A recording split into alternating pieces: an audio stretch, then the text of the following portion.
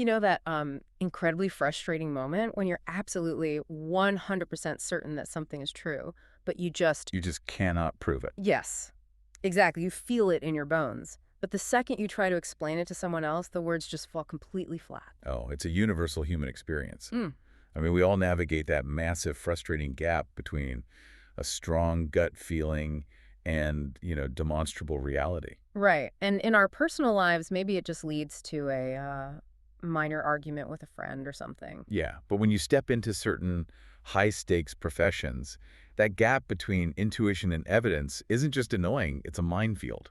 Which brings us to the core mission of our deep dive today. We are exploring a fascinating intersection of two very different worlds. Two worlds you really wouldn't normally put together, right? Totally. We're looking at what a designated safeguarding lead, so a DSL, the professional in a school responsible for child's protection, what they can learn from the rigorous, highly methodical discipline of a legal barrister. It's such a compelling comparison. It really is, because Yeah. the central premise we're wrestling with for you all listening today is that believing something is true, no matter how fiercely you believe it, is just not the same as being able to prove it. Right. A barrister knows that cases are never won on pure emotion. Exactly. If you rush, if you rely entirely on your feelings, you weaken your credibility, and you actually risk harming the very people you're trying to protect. Which is the exact opposite of what a DSL wants to do. Right. So the question we are unpacking today is like, how can the clinical evidence-driven approach of building a legal case fundamentally transform how professionals protect vulnerable children? It's a heavy question.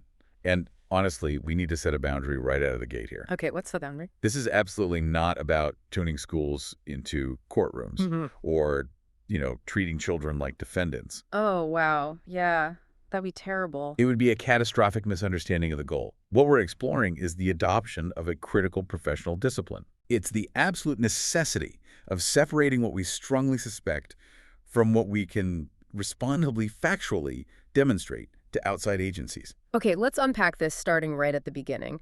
Because before any official file is ever opened, before anyone is ever called, there is just a feeling. Always.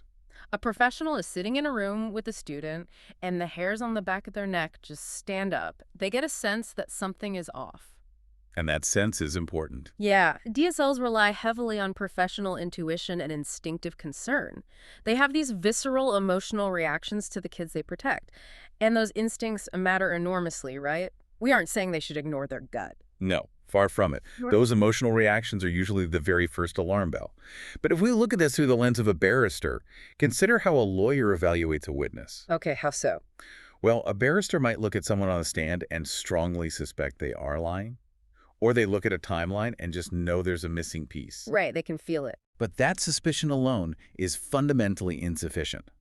You cannot stand in front of a judge, or in a DSL's case, call a social worker or law enforcement and say, I just have a really bad feeling about this family. No, that's just not going to fly. Exactly. Yeah. It simply doesn't hold up. I was thinking about this dynamic, and an analogy came to mind based on the text. Intuition is like the spark that starts the engine, but evidence is the steering wheel. Oh, I like that. Right.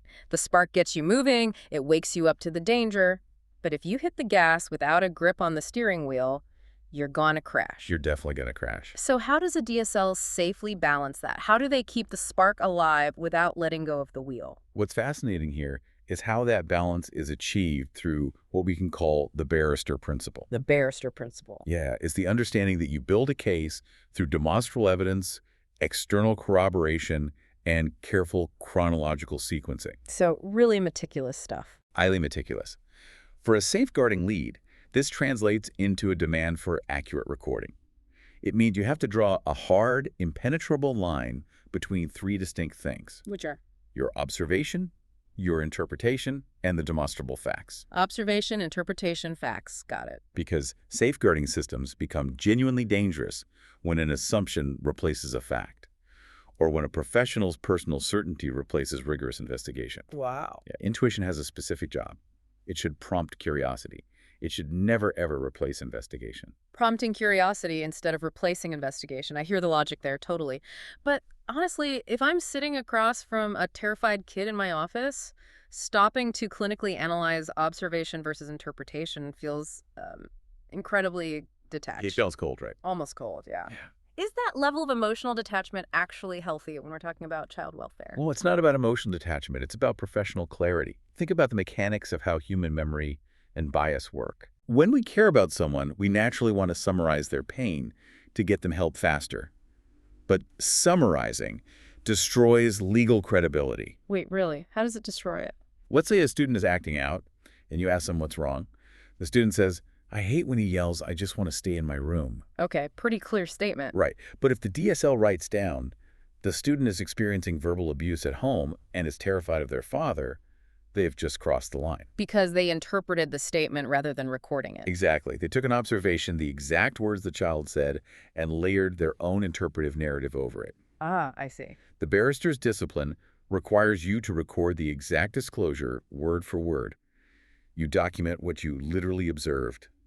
The student was crying, avoiding eye contact, and stated, "I hate when he yells." Right. Sticking strictly to the facts. Because the interpretation that they are frightened of a specific parent might be true.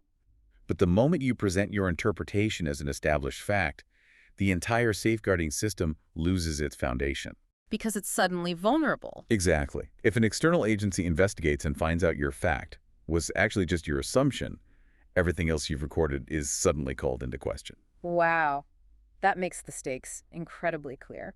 But let's look at the reality of a busy school. The information DSLs deal with is incredibly messy. Oh, completely. We're talking about human lives, not a controlled laboratory experiment. They are navigating rumors from the playground, third-party allegations from angry neighbors. Partial disclosures, too. Yes, where a kid only tells them a fraction of the story before completely shutting down. How on earth do you organize that kind of chaotic information into a neat legal-style structure? It is arguably the hardest part of the job.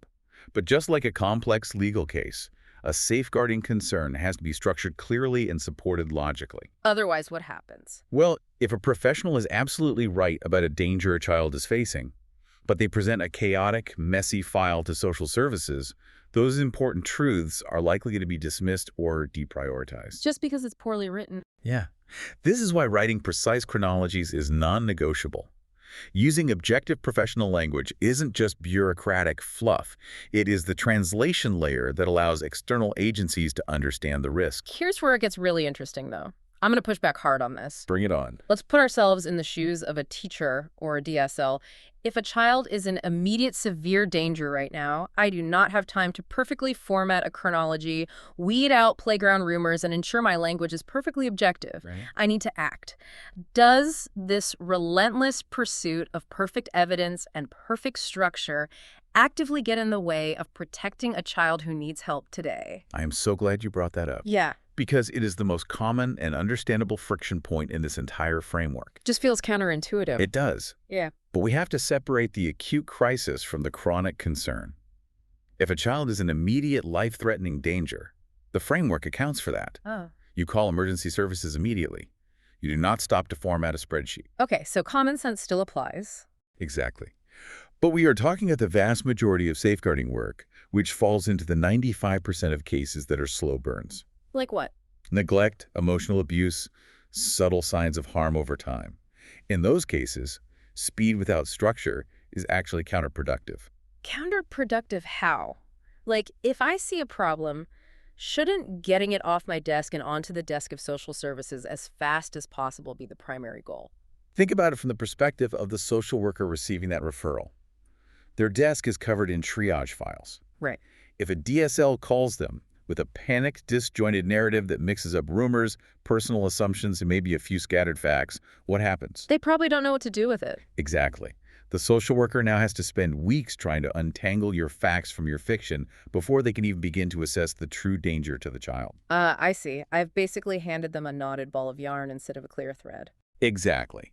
But if you take the extra time to structure the truth, if you provide a clear, precisely written chronology that clearly separates what was observed from what was inferred, you hand that social worker a roadmap.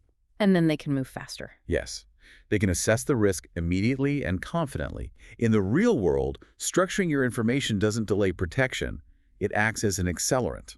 That makes so much sense. Good communication builds your credibility with external agencies, and credibility is what actually mobilizes help. Okay, that completely flips the script. You aren't delaying the rescue to do paperwork. The paperwork is the very mechanism that ensures the rescue happens. Perfectly said. But, if taking the time to structure information this way is so obviously crucial to getting kids help, why do so many highly intelligent, deeply caring professionals fail to do it? It's a painful paradox, honestly. Uh, They often fail to do it precisely because they are deeply caring. Wait, I need you to explain that one. Caring too much makes you worse at the job. It comes down to the mechanics of human emotion, and something lawyers are trained to ruthlessly guard against. Confirmation bias. Bingo. Confirmation bias. When you care deeply about a vulnerable child, your emotional investment is massive. You want to save them. Of course. But strong emotional investment inherently narrows your perspective. It creates a powerful tunnel vision. Oh, man, we've all been there. If you're listening to this and you manage a team, or if you're just navigating complex family dynamics, you know exactly what this feels like. Right. When you are convinced you know exactly what someone's motives are, you suddenly see evidence for it everywhere. And you unconsciously dismiss anything that contradicts your theory. Right. Let's say a DSL has developed a strong gut feeling that a specific parent is deeply neglectful. Because of that emotional investment, every single action is filtered through that single narrative lens. Like confirmation bias on steroids. Exactly.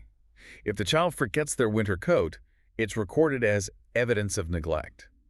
If the parent is 5 minutes late to pick up, it's evidence of neglect. The DSL stops being an investigator and becomes a prosecutor who has already decided the verdict. They lose the ability to see that maybe the kid just forgot their coat, and maybe there was just traffic. Okay, identifying the trap is one thing, but how does a leader actually fix that on a random Tuesday morning in a busy school? How do you actively break a team out of that emotional tunnel vision? If we connect this to the bigger picture, it requires a fundamental shift in how the leadership layer operates. You cannot have a safeguarding culture where the DSL is a lone wolf whose instincts are treated as unquestionable gospel. So no lone wolves. Right. You have to design friction into the system. You actively invite challenge through multidisciplinary reflection. What does that actually look like in practice, though?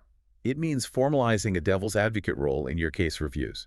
It means sitting down with a colleague and saying, here is the narrative I believe is happening. Yeah. Now, I need you to look at my chronology and tell me if you create an environment where asking, why do you think that, is not an insult to someone's professional intuition, but a standard, required mechanism for accuracy.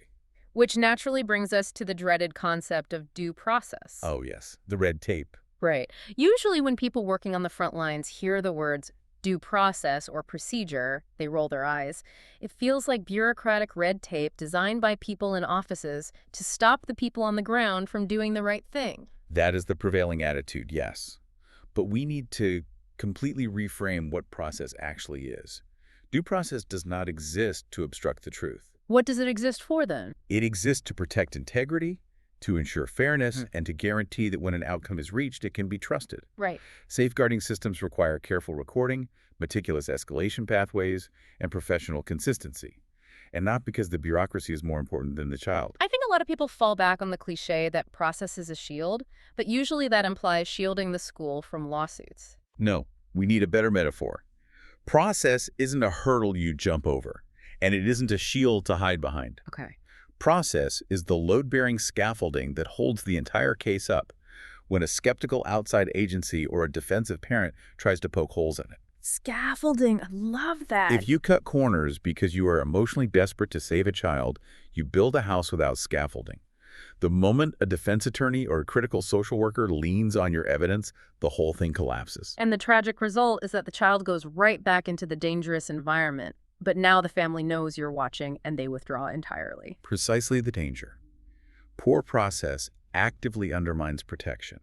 Ethical safeguarding protects the vulnerable student while simultaneously protecting fairness, accuracy, and procedural integrity.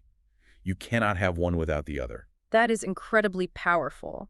But I want to pivot slightly here. Because we are praising this Barrister methodology heavily, and we really need to talk about where the courtroom ends and the classroom begins. Because if I'm a parent or even just a teacher in the hallway, I do not want the person looking after my kid's welfare acting like a cold, calculating lawyer all the time.